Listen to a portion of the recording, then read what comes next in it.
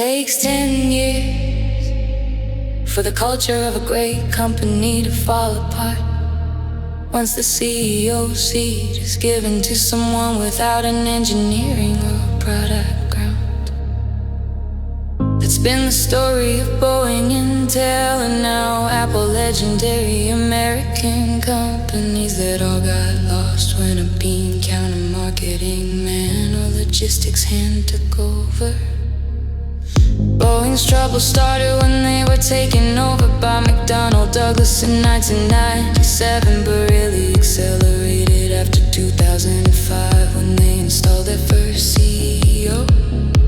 With no aerospace background, the result after 10 years of cost cutting and outsourcing was the 737 MAX MCAS tragedies, and an organization gutted of ambition and engineering pride.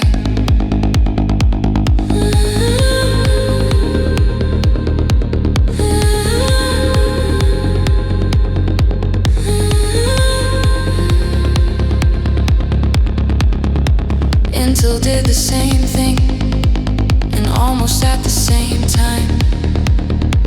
In 2005, they too installed their first CEO without an engineering background. 10 years later, they were stumbling with delayed, no stalled progress, and no answers on the boat. And now the entire business is teetering. Finally, Apple Steve Jobs handed the reins to Tim Cook in 2011.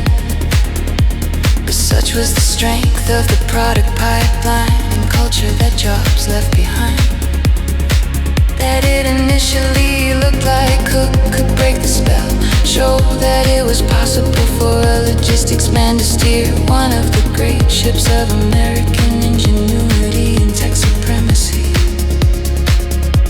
But now the 10-year curse is hitting Apple with an eerily familiar thud.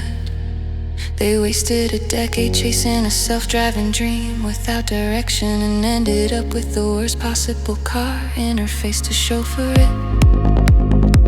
They completely missed the boat on AI and embarrassed themselves with Gemoji and Vaporware ads. And the Vision Pro has been an expensive tech demo that nobody actually wanted to wear. 3 months after they bought it, the profits still gush from glories past. And the toll booth operation on the App Store, but the soul has left the machine. While these three stories are different, they're drawn from the same archetype. Great companies need bold, hands-on leaders who live and breathe the stuff they make, or they'll eventually hollow out. It's tempting for boards of public companies to think that all care and competence around product can be delegated down the org chart, that someone who can hit the numbers is all you need at the top. But it's not.